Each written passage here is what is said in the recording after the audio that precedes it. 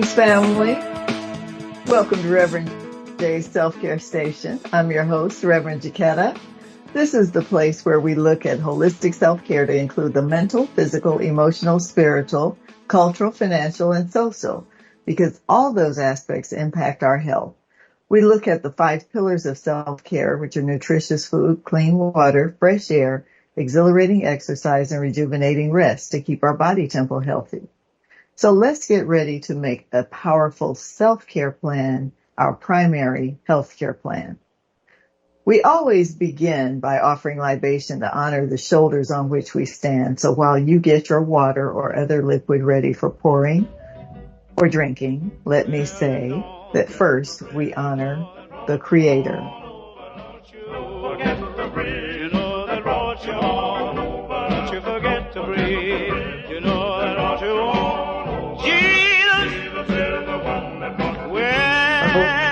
Thank you very kindly. Thank you very kindly. Today we are honoring Sister Zora Neale Hurston.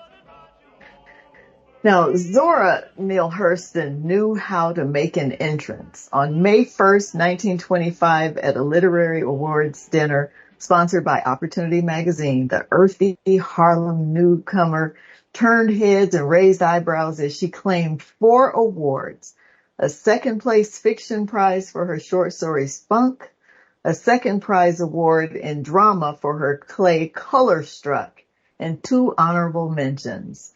The names of the writers who beat her out for the first place that night would soon be forgotten, but the name of the second place winner buzzed on tongues all night and for days and years to come, lest anyone forget her.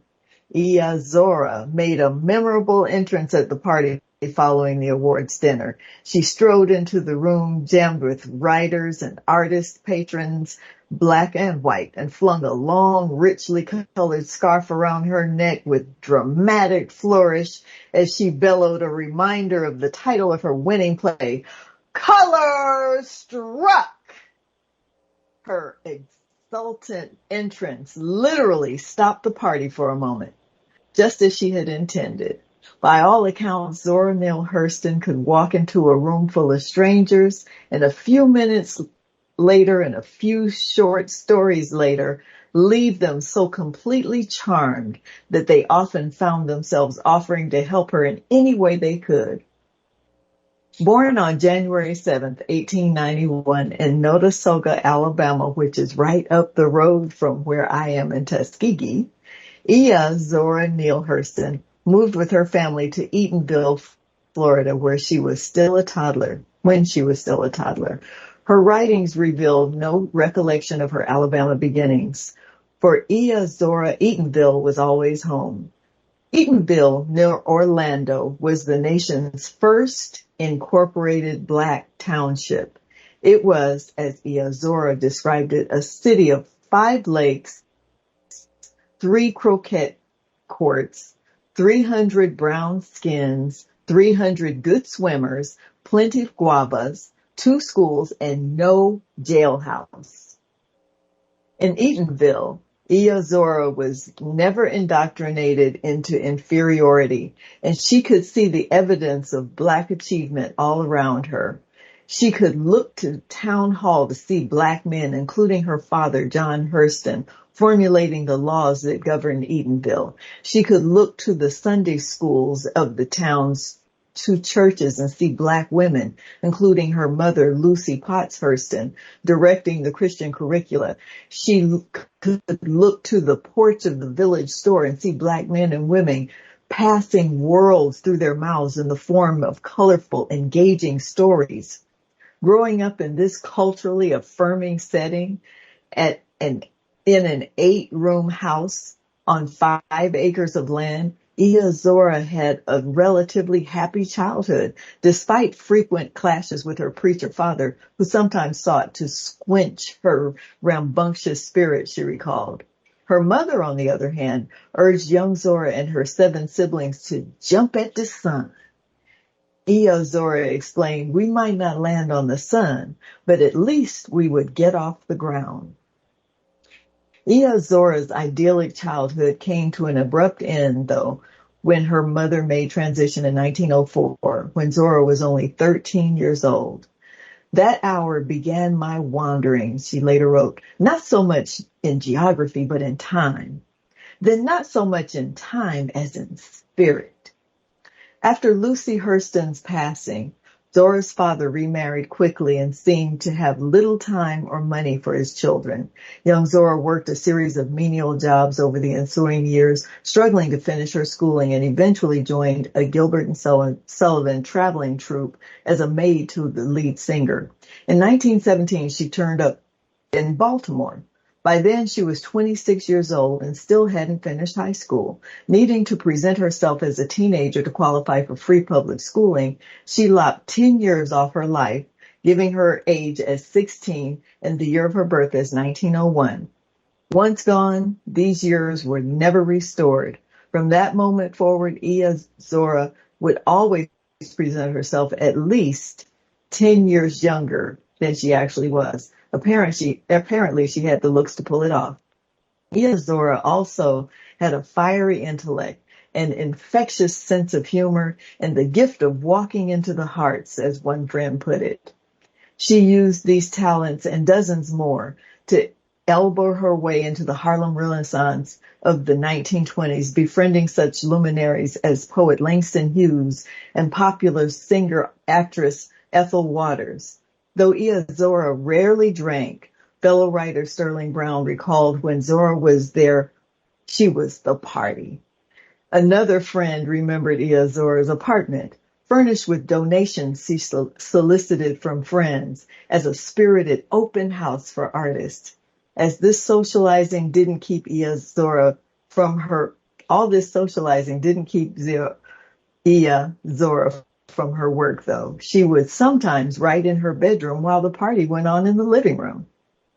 By 1935, Zora, who'd graduated from Barnard College in 1928, had published several short stories and articles, as well as a novel, Jonah's Gourd Vine, and a well-received collection of Black Southern folklore, Mules and Men. But the late 1930s and early 40s marked a real zenith of her career. She published her masterwork, Their Eyes Were Watching God, in 1937, Tell My Horse, her study of Caribbean voodoo practices, in 1938, and another masterful novel, Moses, Man of the Mountain, in 1939. When her autobiography, Dust Tracks on the Road, was published in 1942, Zora Neale Hurston finally received the well-earned acclaim that had long eluded her. That year, she was profiled in Who's Who in America, Current Biography, and 20th Century Authors. She went on to publish another novel, Sarap on the Suwannee, in 1948. Still, Zora never received the financial rewards she deserved. The largest royalty she ever earned from any of her books was $943.75. So when she made transition on January 28, 1960, after suffering a stroke, her neighbors at Fort Pierce, Florida, had to take up a collection of her for her February 7th funeral. The collection didn't yield enough to pay for a headstone, however, so Zora was buried in a grave that remained unmarked until 1973. That summer, a young writer named Alice Walker traveled to Fort Pierce to place a marker on the grave of the author who had so inspired her own work. Alice Walker found the Garden of Heavenly Rest, a segregated cemetery at the end of North 17th Street, abandoned and overgrown with yellow-flowered weeds. Alice Walker bravely entered the snake-infested cemetery where Zora Neale Hurston's remains had been laid to rest. Wading through the waist-high weeds, she soon stumbled upon a sunken rectangular patch of ground that she determined to be Zora's grave. Unable to afford the marker she wanted, a tall, majestic black stone called Ebony Mist, Alice Walker chose a plain gray headstone instead. Borrowing from a Jean Toomer poem, she dressed the marker up with a fitting epitaph, Zora Neale Hurston, a genius of the South. And so we honor Ia, Zora Neale Hurston. Ashe and Ashe and Ashe.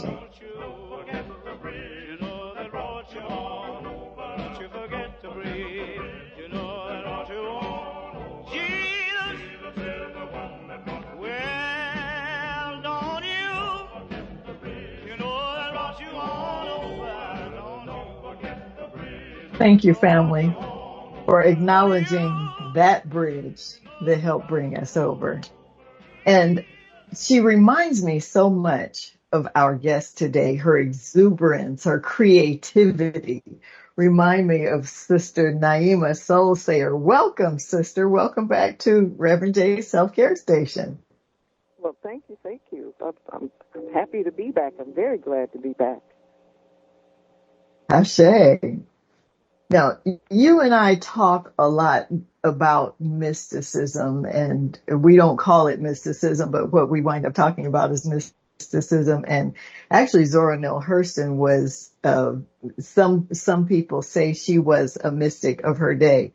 And mysticism is merely the practice of living in or studying that realm that we don't physically see. And you are, if we're going to put you in a box of any sort, of a mystic on some level.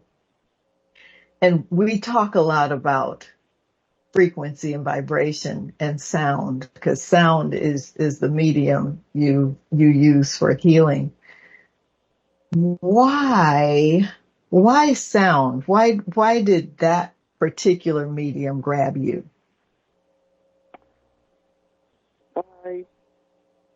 Probably because both my parents were very, very entrenched in music themselves. They were both musicians, and they were both very connected to spiritual, to other worldly, I suppose you could say, beliefs. So we were listening, as you know, we were listening to music before we were birthed. My mother was very, very, very, very connected to music. She played piano. She taught piano. She sang. Beautiful voice. And my father was a percussionist. And he also had a very nice voice. So they were both very, very much active in the music. So we were pretty much born into it. So the music, you chose music as your healing medium, but so on our side of this dimension, is music the same as it is on the other side? Well, when you say the other side,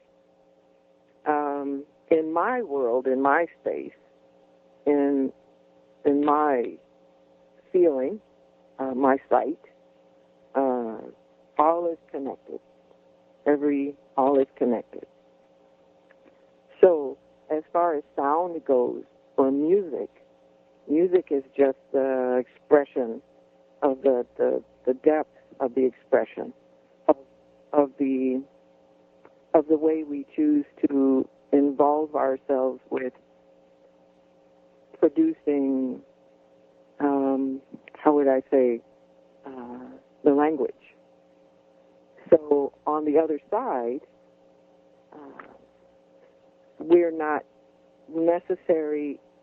it's not necessary to play tones, musical tones, mostly because these tones over here are physically expressed. So even though we express musical tones in this space, physically, in every space they're very readily heard or, just kind of soaked up.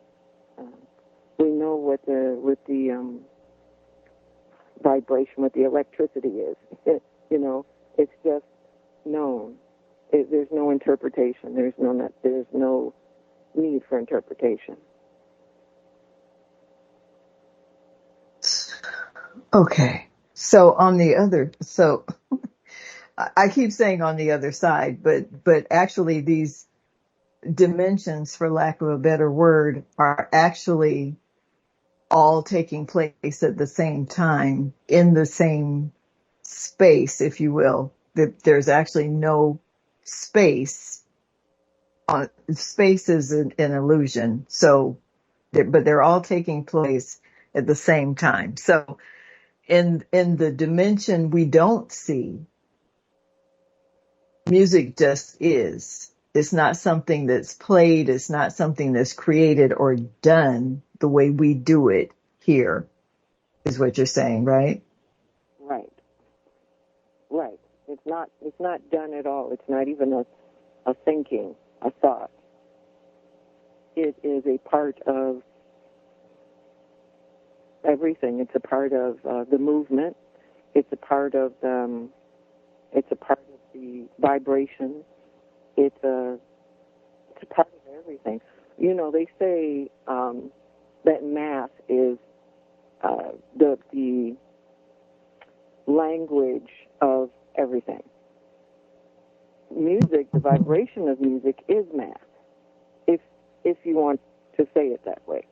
So we're in math, you kind of have to figure things.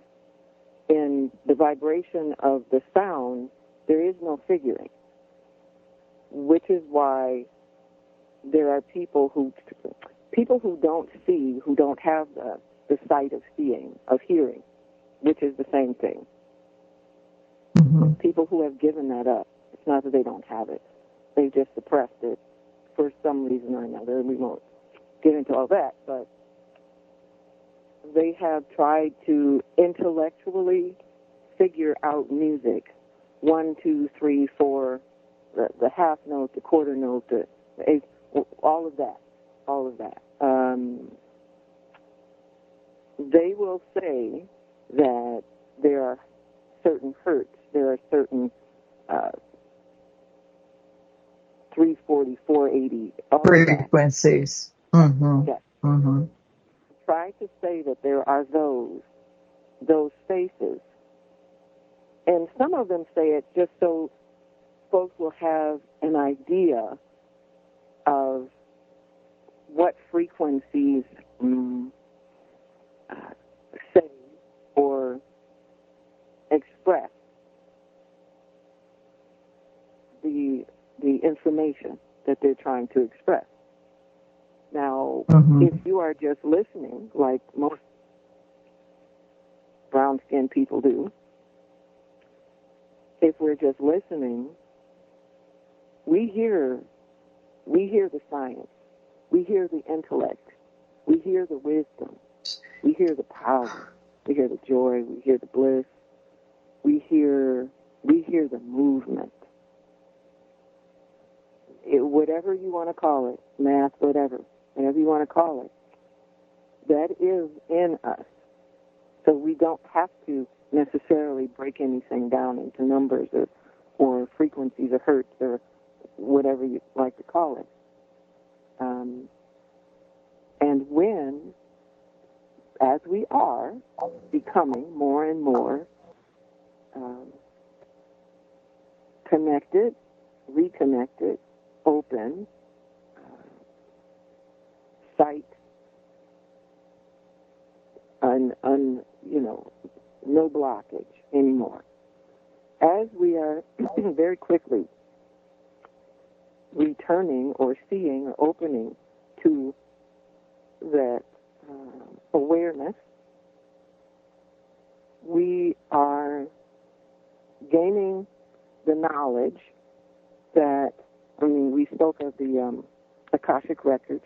The Akashic records is just an open knowledge of everything. It's an open book, an open let's call it an expressway. You're riding down the expressway, Mm-hmm. and, it's that kind of like a video game, and you're just kind of picking up knowledge as you go. The Akashic records, when we are open, it just sort of runs through us. So whatever it is in that moment that we need, a question or a feeling or whatever, we get an answer immediately. So music, vibration of music is the same. It's the same. It is an awakening. It is, and I guess the reason that I have chosen the instruments that I have chosen is that they resonate. They vibrate Mm-hmm. in the space of creation, Okay. in the space of moving the physical body, moving it so that it's not cumbersome, so that it dissipates, so that it is air, breath. So what is air and breath? The music itself, or the sound, the vibrations? All of it. Okay. All of it. I mean, if we remember, we can kind of connect with the lyrics, let's say. We connect with lyrics, and some of the lyrics teach. Some of the lyrics are stories about people's lives. Some of the lyrics are fun, funny, sad, worrisome, and downright disgusting at times. Right. This is the key. If we're listening, really listening, if we really hear, we hear past the physical, and we're in tune with the magical or the spirit or the vibration of wherever it's coming from, wherever it's coming from. So when people say, that's bad energy coming from that, it depends. There could be a person singing, and they're singing about beautiful flowers and people running around. And then there's another person singing about doing horrible things to people. The person singing about the beautiful flowers and all of that could be a really awful person. And you're not hearing that with your ears, with your physical, because you're listening in a physical way to the words. So you're not able to really connect with them. People who are able, or we who are able to connect, we hear past the gobbledygook and connect with the soul or spirit or energy or vibration of where it's coming from. Right. Right. I want to give an example. I've and it's unfortunately I don't remember what the song was, but there was a song out back in the 80s, and I loved the music. The music was beautiful, but it was unfortunately it was rap, and I don't want to paint all rap as bad, but this particular song, what they were rapping about was not positive and uplifting. So I was just wishing if we could just take those lyrics off that music, because I heard past the lyrics. I heard, like you're saying, I heard the music. I heard beyond the physical. I could feel the music. Whoever wrote that music was just on, but the lyrics they put it with were just horrible. Right.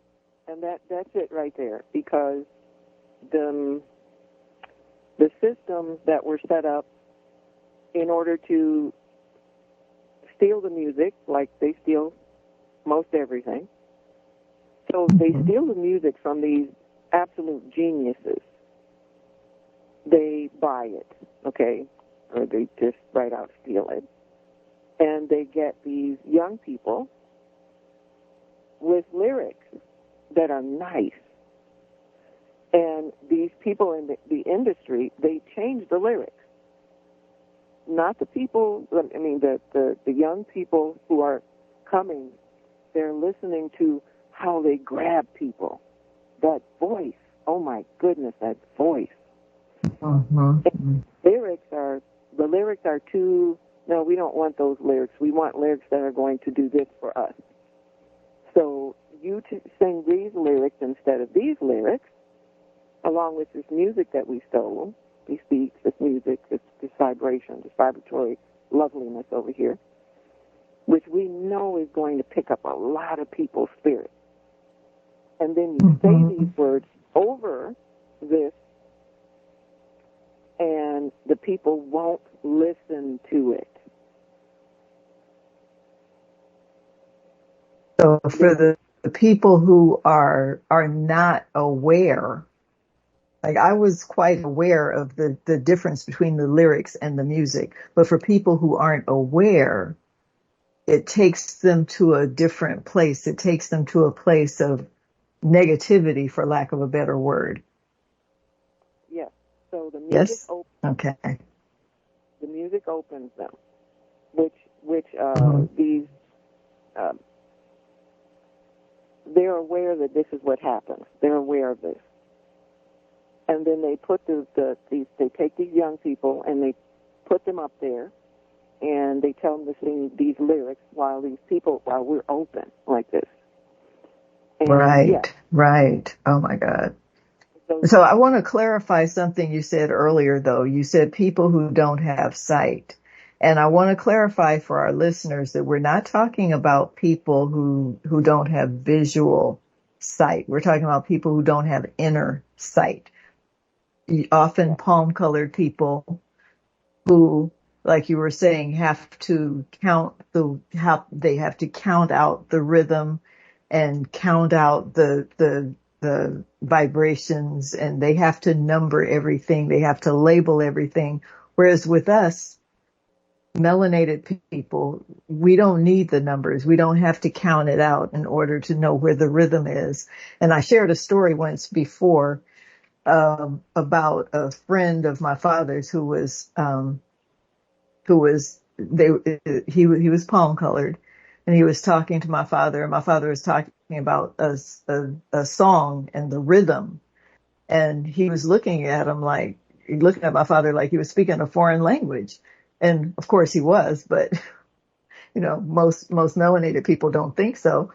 And he said, "What do you mean you were the beat of the song?" He said, "Well, every song has a rhythm, and we were dancing to the beat."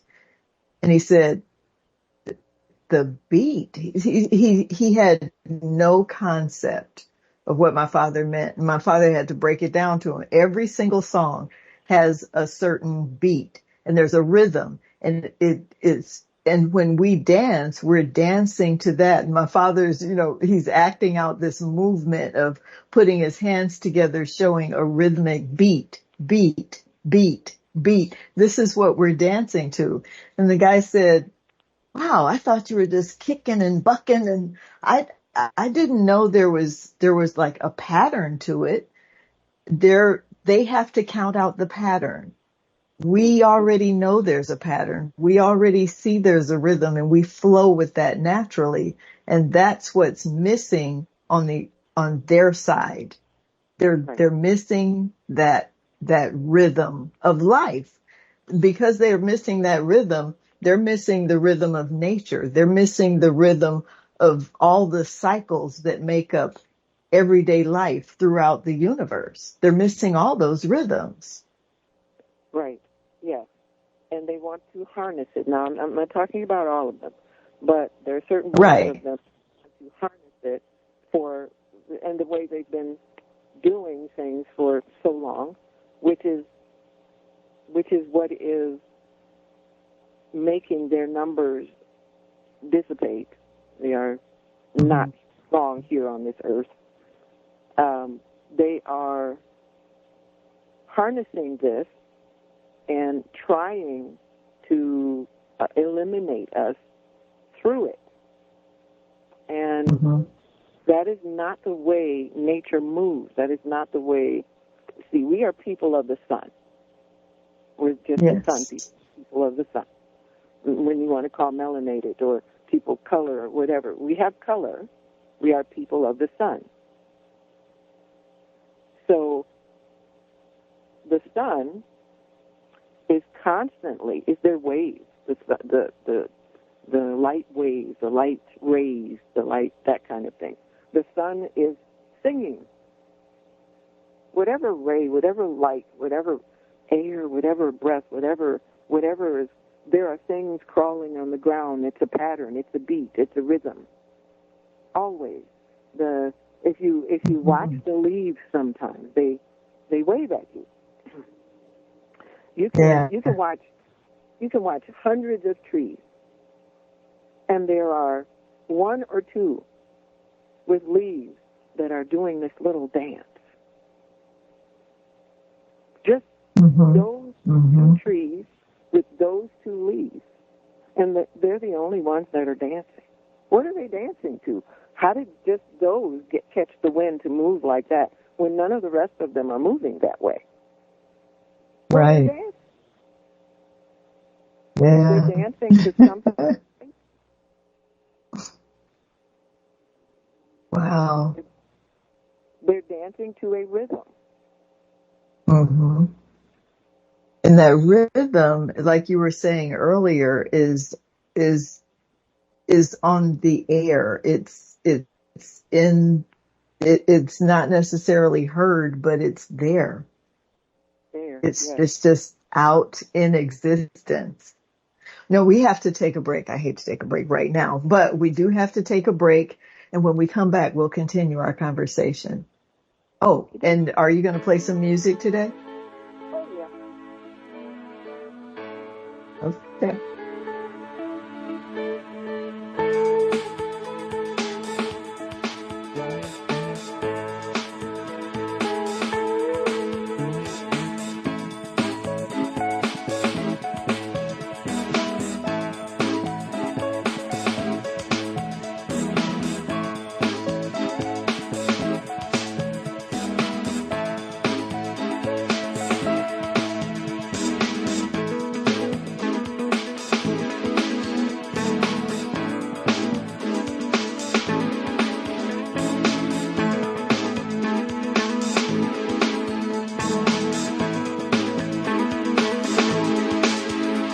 Greetings, family. This is Reverend Jaquetta, your self-care specialist. We're inviting you to come to Reverend J's Self-Care Station, where we'll talk about self-care from a holistic perspective, dealing with the mental, physical, emotional, spiritual, cultural, financial, and political. In order for the nation to be healthy, our community must be healthy.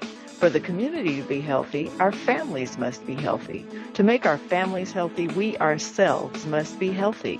So join us as we talk about holistic self-care. The key is to make a strong self-care plan your primary healthcare plan. Let's talk at Reverend J's Self-Care Station Wednesdays, 2 p.m. Pacific, 4 p.m. Central, 5 p.m. Eastern Time, right here on InnerLightRadio.com. You can visit our website at www.thewholeselfministries.org or call me at 323-777-3300.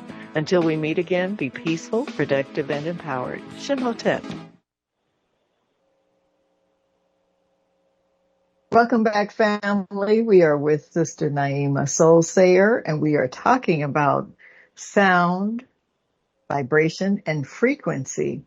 And we're talking about how it impacts our bodies, our lives. The very air we breathe carries rhythm, carries the vibration, carries the frequencies. Now, before we go into, you're going to play some music for us today, Sister Nyeemah? Yeah, I can. Yes, absolutely.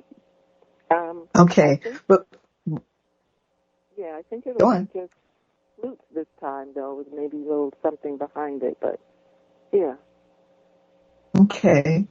Well, before we do that, let's talk a little bit about how sound actually provides healing. You touched on it a little bit as we were talking earlier, but how does sound provide healing for our bodies or our souls?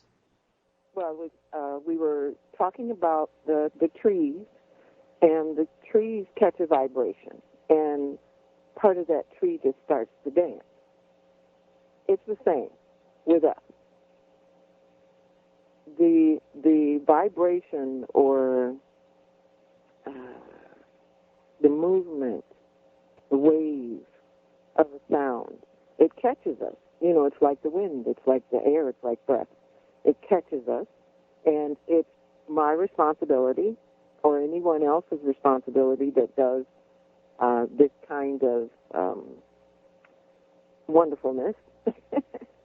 It's our responsibility to have the wherewithal to know that we are affecting the planet, the solar system, the cosmos, the whatever, all the osmosis.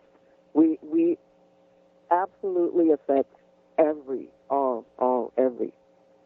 continually. So when we stop, quote, stop, playing the music does not stop because the music is still resonating through us. The music is resonating through everyone because there's always sound, which is why they're kind of trying to restructure the sound.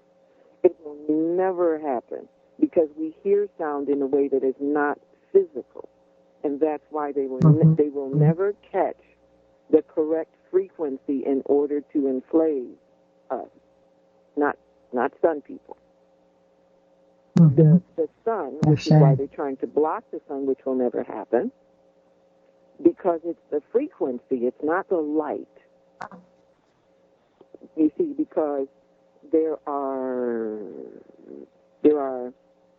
crystals underneath the earth, way under. They are not exposed directly to the sun, but they get the vibration, they get the energy from the sun. We are people of the sun. It's the same. It's the very same thing. So we don't necessarily need the light. As long as there is that space anywhere, the stars, this is just one sun.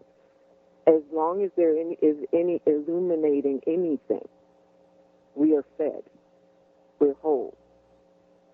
We're spirit people. We're people of the sun. We just have to remember that. We have to retain that and hold on to that always, knowing that. Yes. Just know it, I say.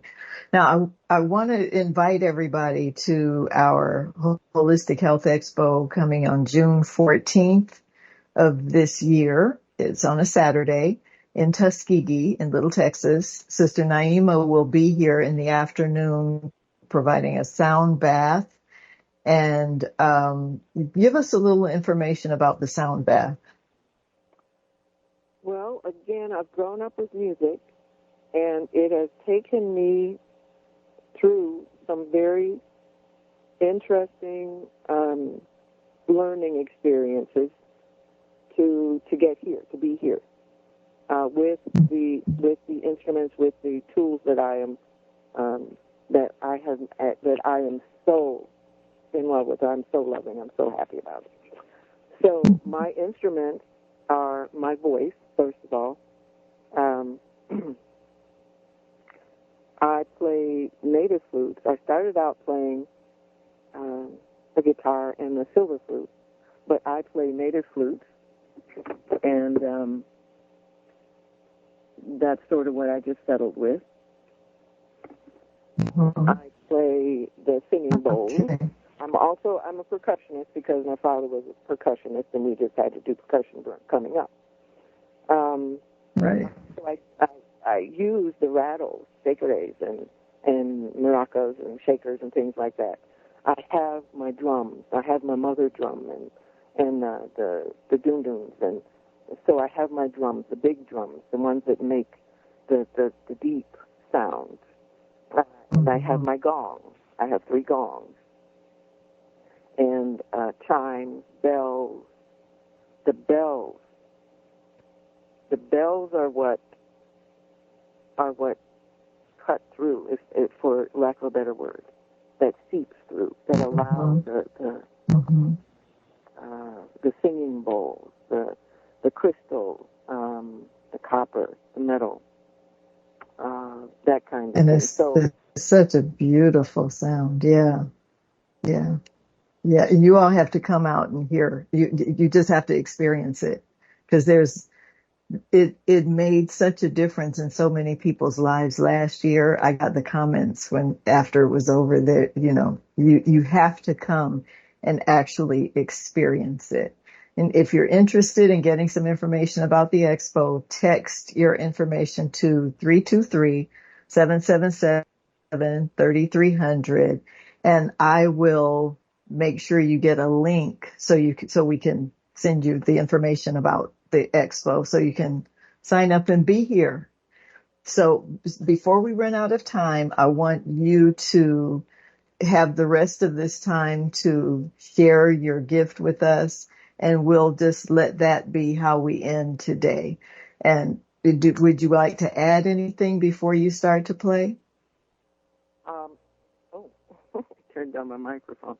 I would like for everyone to just open and be unafraid to do so. Just be these light people. Just be the light people, people of the sun, because the sun is where we were born, where we were birthed. Ashe. And it's all. Ashe. Ashe, family. So we will be listening to Sister Nyeemah SoulSayer, and until you hear me again, be peaceful, productive, and empowered. Shem Hotep.